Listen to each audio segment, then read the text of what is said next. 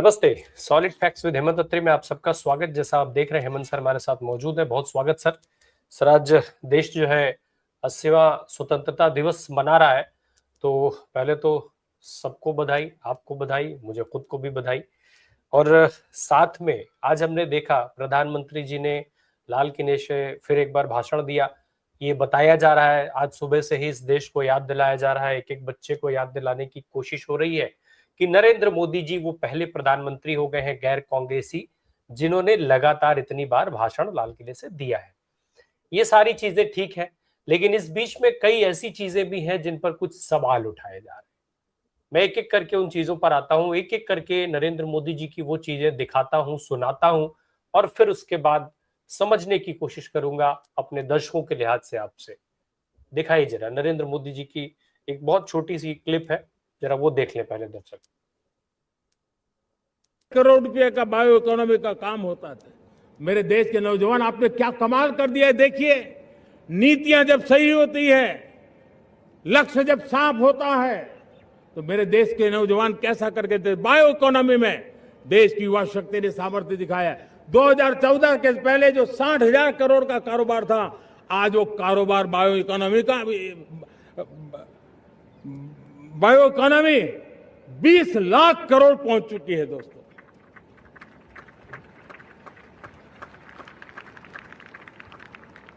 2009-10 का कालखंड था, सिर्फ 25 लाख इलेक्ट्रिक व्हीकल हमारे देश में बिके थे।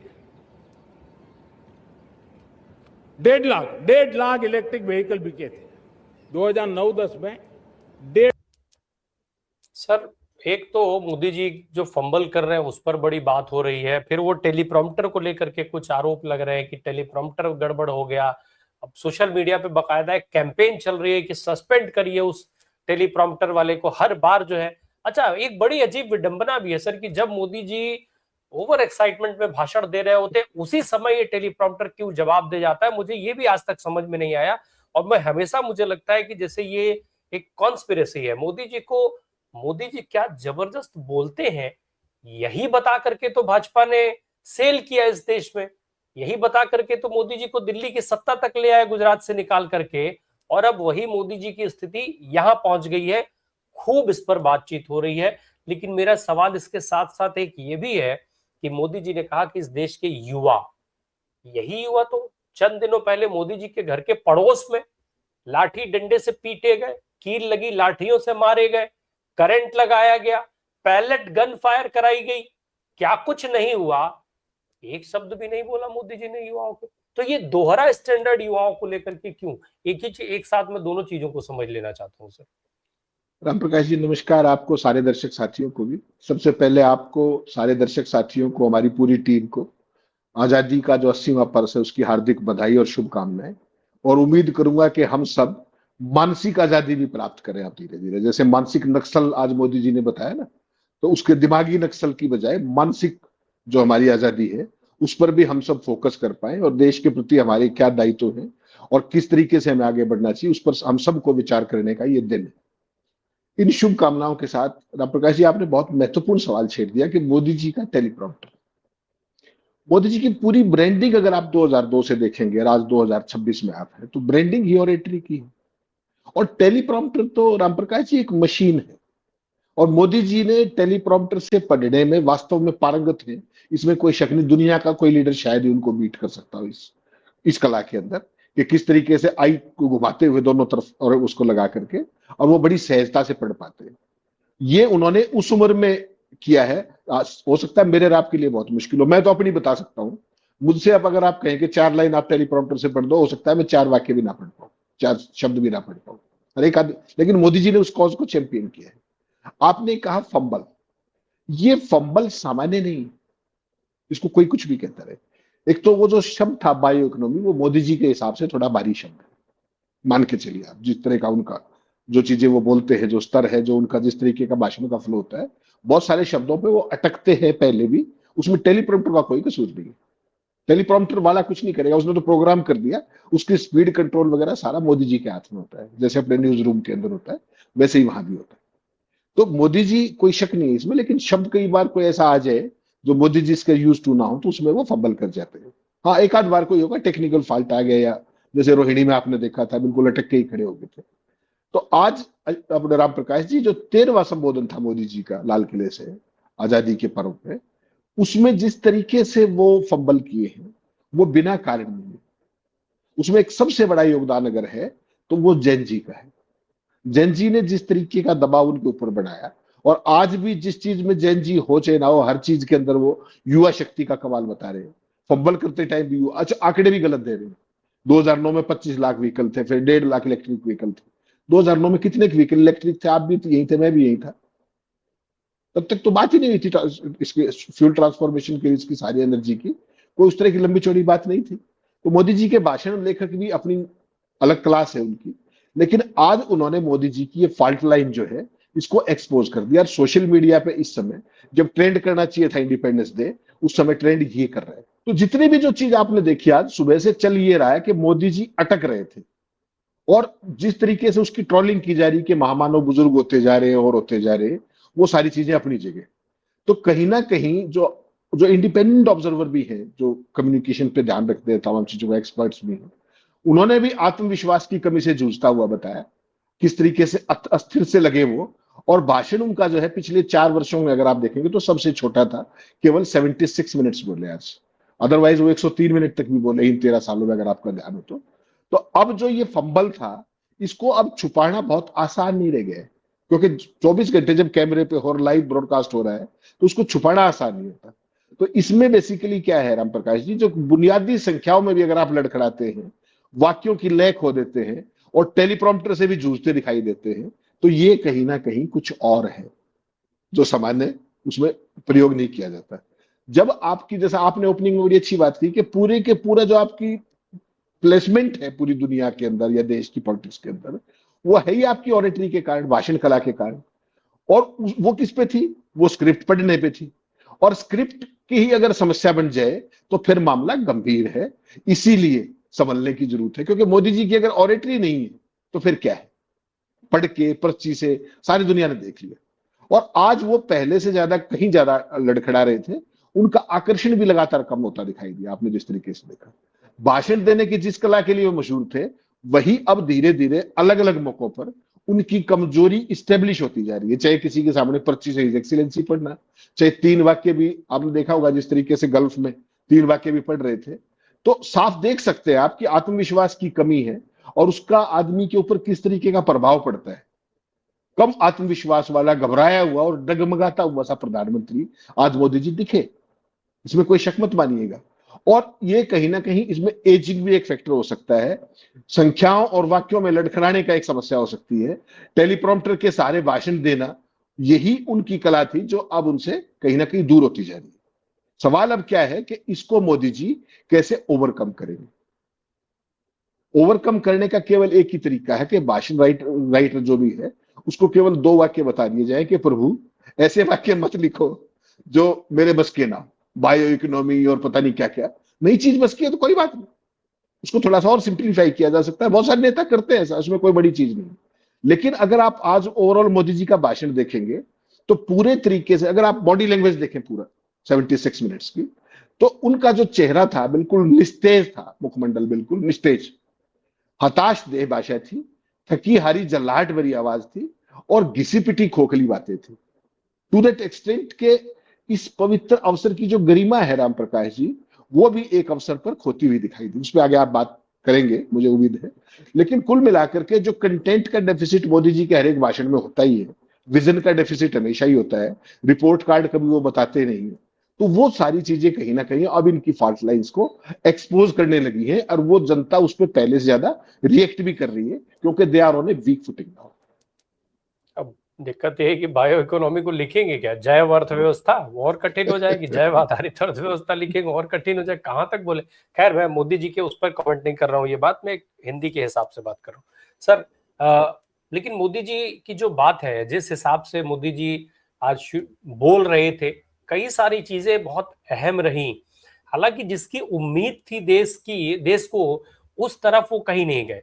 लेकिन आज फिर मोदी जी ने एक नया शब्द गढ़ा और इस शब्द को लेकर के खूब चर्चा हो रही है। सुनाता हूं मैं, सुनाइए जरा। वर्षों तक देश की सत्ता में माओवादी सोच के लोग गलियारों में अपनी जगह बना करके बैठे थे। सरकारी कमेटियों में सलाहकार के रूप में भी ये माओवादी सोच ने नीतियों को प्रभावित किया था। मेरे प्यारे देशवासियों, जंगलों में हमें हथियारी नक्सलों का खात्मा बुलाने में, उस संकट से देश को मुक्त कराने में सफलता मिली है। लेकिन हथियारी नक्सल तो गए, लेकिन दिमागी नक्सल, ये दिमागी नक्सल मौके की तलाश में है, हिंसा अराजकता के वो रास्ते खोज रहे हैं, समाज को गलत राह पर घसीटने के लिए भांति भांति के दांव कर रहे हैं। सर, ये जो दिमागी नक्सल है, इस शब्द का कितना प्रयोग आपने देखा है? भाई 4 दशक से ज्यादा की पत्रकारिता हो गई आपकी, पहली चीज। दूसरी, जो मोदी जी ने इस दिमागी नक्सल की रूपरेखा में जितनी बात कही, प्रस्तावना में जितनी बात कही, वो सारी चीजें तो अभी हाल के जेनजी आंदोलन से जाकर के जुड़ रही हैं। एक तरफ यूथ को कमाल की बात बता रहे हैं और दूसरी तरफ वो जेनजी आंदोलन से जुड़ती हुई बात और दिमागी नक्सल की बात कर रहे हैं, या फिर ये टारगेट किसी और को कर रहे हैं? हम समझने में क्या गलती कर रहे हैं उसको? राम प्रकाश जी, बीजेपी, आरएसएस, आईटी सेल और जितना भी उनका इकोसिस्टम है, उस सारे को आज तक ये समझ में नहीं आया है कि इस जेनजी वाले मामले को टैकल कैसे किया जाए। कंफ्यूज्ड। कभी उनकी ट्रोलिंग करने लगते हैं, गाली गलौज करते हैं, बजरंग दल के नाम पर बच्चों से मारपीट करते हैं, और कभी फिर मोहन भागवत बॉम्बे में नीता अंबानी ऑडिटोरियम में जाकर के उनको अपने से ज्यादा राष्ट्रवादी, शिक्षित और पता नहीं क्या क्या बता देते हैं। मेरी चिंता राम प्रकाश जी इससे कतई दूर है, और वो चिंता क्या है कि इनके चाल चरित्र चेहरे को हम सब देश जानते हैं, कोई लंबी चौड़ी बात नहीं।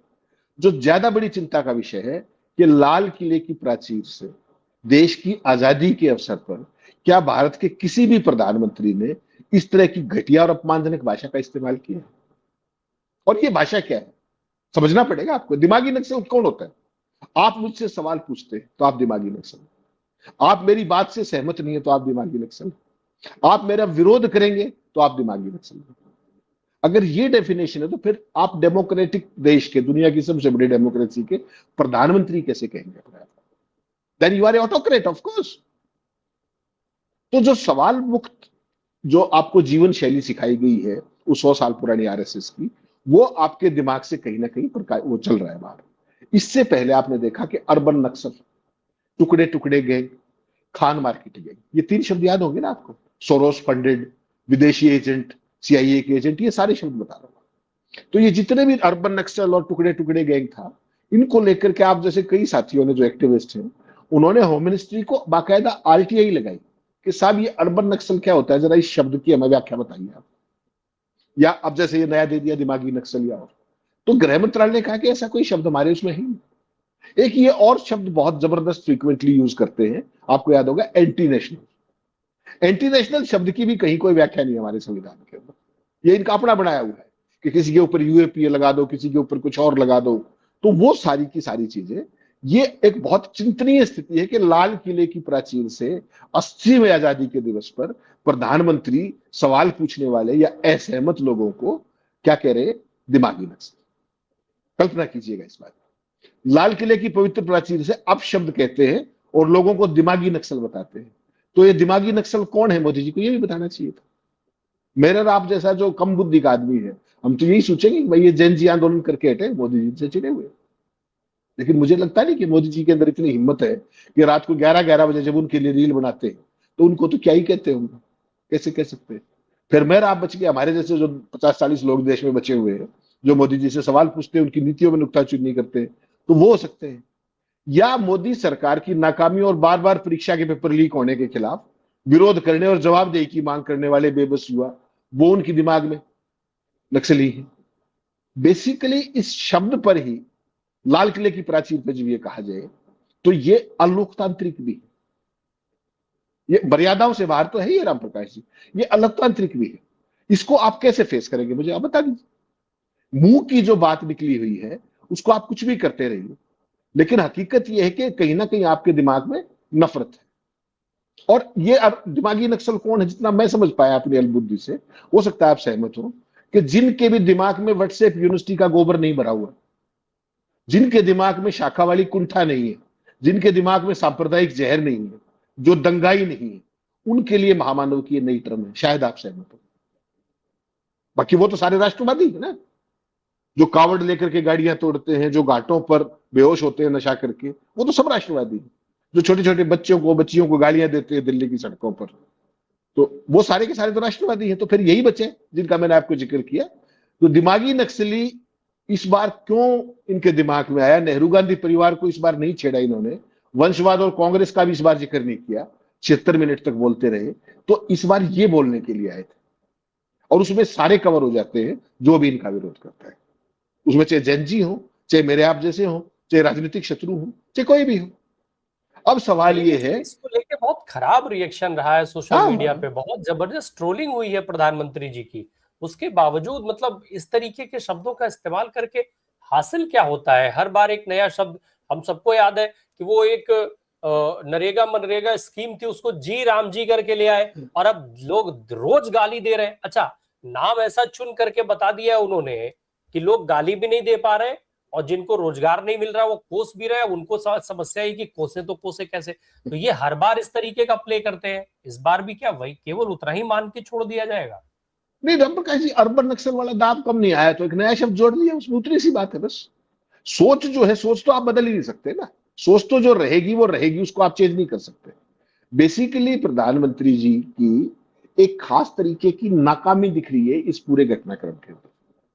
लाल किले की प्राचीर पर जब आप आजादी की वर्षगांठ पर बोलते, चाहे वो 80वीं हो चाहे 75वीं हो, उस पर आप क्या करते हैं? उसमें देश के जो शानदार अतीत है, जो हमारा आजादी का आंदोलन है, उस सारे से चलते हुए अपनी सरकार 13वें साल में है, उसका आप महिमा मंडन कर सकते हैं कि भाई हमने इतना शानदार काम किया, रिपोर्ट कार्ड के साथ, फर्जीवाड़े के साथ नहीं। मेक इन इंडिया की बात कर रहे थे, आत्मनिर्भर भारत की बात कर रहे थे। हालत देखिए देश की, क्या कह रहे थे कि हमने देश को 5वें दुनिया की सबसे बड़ी इकोनॉमी बढ़ा दिया। और उन्हीं का इकोनॉमिक एडवाइजर क्या लिख रहा है अखबार के अंदर, मैंने आपने इस पर एक शो भी किया था। ये तो कह रहे हैं कि दुनिया की सबसे तेज बढ़ती अर्थव्यवस्था है, 2047 में विकसित भारत बन जाएगी। हकीकत क्या है? अगर विकसित भारत, पहली बात तो मोदी जी ने आज तक परिभाषा नहीं बताई कि विकसित भारत का कंसेप्ट उनका क्या है, नंबर 1, क्या पैरामीटर्स है। दूसरा, विकसित भारत जो विकसित देशों की श्रेणी में आने के लिए आपको 2026 से लेकर 2047 तक 12% की दर से ग्रोथ दर्ज करनी होगी। आपकी ग्रोथ 6% से नीचे। आप कहते हो कि हम सबसे फास्टेस्ट ग्रोइंग इकोनॉमी है। आपकी इकोनॉमिक एडवाइजरी कमेटी का जो व्यक्ति रहा है, जो आपका सबसे प्रिय भी रहा, वो कहता है कि दुनिया की टॉप 5 इकोनॉमीज नहीं, फ्रेजाइल 2 इकोनॉमीज के अंदर इंडिया है। Number 1 is Turkey, number 2 is India. तो मोदी जी किस चीज को क्या बता रहे हैं लोगों को? वो भी लाल किले की प्राचीर पर खड़ा होकर मेक इन इंडिया की बात कर रहे हो। आपको पता है इकोनॉमी के अंदर किस तरह की स्थिति है, देश के अंदर मैन्युफैक्चरिंग की क्या स्थिति है, देश में कितनी तेजी से इंपोर्ट बढ़ रहा है। एक महीने के अंदर $400 बिलियन का लॉस वो है, क्या नाम है, इंपोर्ट बढ़ा है। तो मेक इन इंडिया कहां गया आपका? डिफेंस के क्षेत्र के अंदर हम आत्मनिर्भर हो गए। कौन सी आत्मनिर्भरता हासिल कर ली, बता दीजिए आपने? इसराइल से सेटिंग की, फादरलैंड कहा, वहां के ड्रोन अडानी को बता दिए तुम बना लिया करो, हम खरीद लिया करेंगे, छुट्टी। देश में मेक इन इंडिया कहां से आ गया? कौन सा नया इनोवेशन कर दिया? भारत के जो 2 मोदी जी के सबसे बड़े टॉप फाइनेंसर हैं, वो कौन सी मैन्युफैक्चरिंग करते हैं, जरा बता सकते हैं आप मुझे? जब बाहर का माल ला के ट्रेडिंग ही करनी है, तो मैं रामप्रकाश राय भी कर लेंगे, हमें साधन दे दोगे तो। आपने क्या किया मोदी जी के समय में और मनमोहन सिंह जी के समय में? जरा डेटा मैच कर लीजिए, आपको समझ में आ जाएगा कि कैसा सत्यानाश किया आपने अर्थव्यवस्था के क्षेत्र में, देश की वाणिज्य के क्षेत्र में। क्योंकि समझ नहीं है, जो आपको कागज पकड़ा दिया आपने पढ़ दिए। ना आपको अवसर की गरिमा पता है, ना उसकी पवित्रता पता है, ना लाल किले पे बोलने का महत्व पता है। कोई आदमी देश का प्रधानमंत्री 13वें साल में किसी को दिमागी नक्सल कह सकता है लाल किले में खड़ा होकर? सोचिए एक बार, कितनी गंभीर बात है। और भगत इस बात पे खुश हो रहे हैं कि मोदी जी ने बता दिया कि आप बख्शेंगे नहीं। तो आप सोच लीजिए इनके आगे जाने वाले समय में क्या चीज होगी। तो इस बार अगर हिंदू मुस्लिम नहीं किया, पाकिस्तान नहीं किया, तो इस बार ये कर दिया। क्यों? क्योंकि वहां तो सब ठीक है जो कुछ है, चीन का तो नाम ले नहीं सकते। लेके दिखाओ एक बार, रामदेव ने कर दिया काम आज। आप रेफरेंस में नहीं है, रामदेव ने आज क्या कहा पता है आपको? कि कभी हमें ट्रंप धमका देता है, कभी हमें शी जिनपिंग धमका देता है। तो मोदी जी के डंके की तो सारी ढोल फाड़ दी उसने। और मोदी जी यहाँ पे खड़े होकर के अपने देशवासियों को, मतलब शत्रुता भी अपने लोगों के साथ। देश का प्रधानमंत्री, देश का प्रधान अभिभावक होता है Ram Prakash ji. How can you talk like that? That too from the ramparts of Red Fort. This is shameful, disgrace.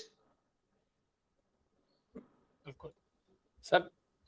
अब रामदेव की जहां तक बात है, खैर रामदेव ने भी, मुझे लगता है कि जो उनको सुन करके तो कम से कम यही लग रहा है कि इस समय जो देश में बदला हुआ माहौल है, पिछले जो 12-13 साल से दबी हुई बात थी रामदेव की, वो आज निकल करके एकदम सामने आ गई। उनको लगा कि बहती गंगा में मैं भी हाथ धोता चलूं कम से कम, कि ऐसे तो आज तक मैं बोल नहीं पा रहा था। इस समय इतना दबाव है केंद्र की सरकार पर कि कुछ भी बोल दिया जाएगा तो कोई माइंड नहीं करेगा।